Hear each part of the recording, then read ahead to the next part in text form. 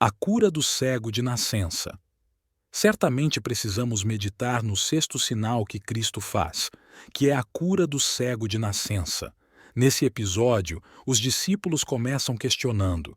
E passando Jesus, viu um homem cego de nascença, e os seus discípulos lhe perguntaram, dizendo: Rabi, quem pecou, este ou seus pais, para que nascesse cego? Jesus respondeu: Nem ele pecou, nem seus pais, mas foi assim para que se manifestem nele as obras de Deus. João 9:1-3. Somente estes versículos já nos dariam um bom tempo de reflexão e muitos aprendizados. Este texto fala sobre a soberania de Deus e seus altos propósitos, inatingíveis à mente humana. Note que essa pessoa nasceu cega, e isso não foi culpa de ninguém. Foi simplesmente a vontade ou a permissão de Deus, para que nele se cumprisse um propósito muito maior. Para algumas pessoas, isso é muito difícil de aceitar, que Deus tenha permitido que uma pessoa nascesse cega para cumprir um propósito maior. Porém, a palavra é clara neste texto. Eu entendo que esse texto fala do amor de Deus, que pode curar até mesmo aquilo que pensamos ser algo que nunca vai mudar. Na minha opinião, precisamos passar menos tempo tentando entender o motivo das coisas acontecerem e passar mais tempo crendo que Deus é poderoso para mudar qualquer circunstância. Quem pecou?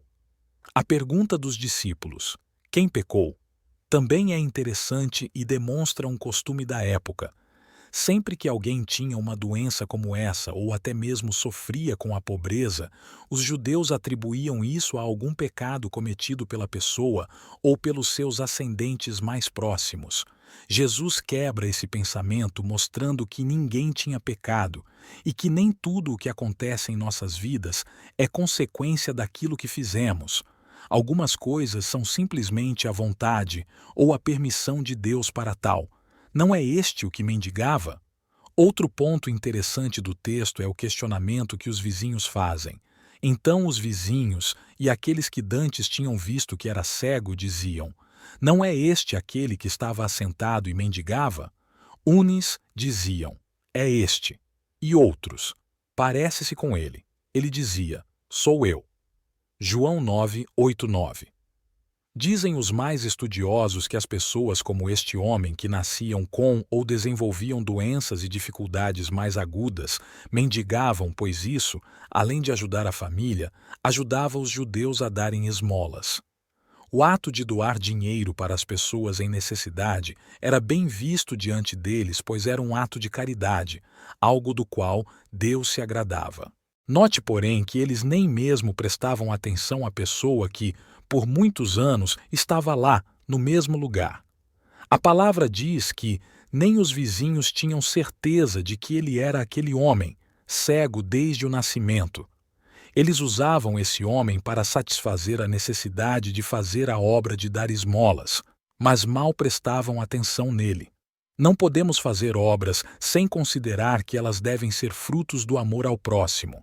A obra, pela necessidade de satisfazer algum mandamento, é vazia, como vemos em Hebreus 6:1 e 9:14.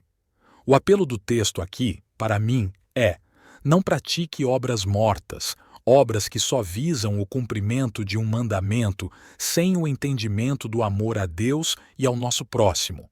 Podemos frequentar todos os cultos, fazer muitas coisas na igreja, e mesmo assim, isso tudo ser uma obra morta. Todos são pecadores, menos eu. O texto entre os versos 24 e 34 também é muito importante. Nele vemos os fariseus interrogando o cego, começando com o seguinte apelo: Chamaram, pois, pela segunda vez o homem que tinha sido cego e disseram-lhe: Dá glória a Deus, nós sabemos que esse homem é pecador. João 9:24. O texto segue com um argumento não breve do homem que era cego, expondo como os fariseus estavam se enganando. O versículo 34 diz o seguinte: Responderam eles e disseram-lhe: Tu és nascido todo em pecados e nos ensinas a nós? E expulsaram-no. João 9:34. Note que, para evitar enxergar a verdade que era óbvia até para os menos estudados, eles passam a defender sua posição atacando outras pessoas e colocando-se numa posição de superioridade. Para eles, Jesus era um pecador. O que era cego era um pecador, mas eles eram perfeitos. É nesse tipo de erro que muitas vezes nós, cristãos de longa data, caímos. Pensamos que somos superiores a outras pessoas, como se já não pecássemos, se soubéssemos de todas as coisas e não precisássemos de ajuda. Não somos superiores a ninguém.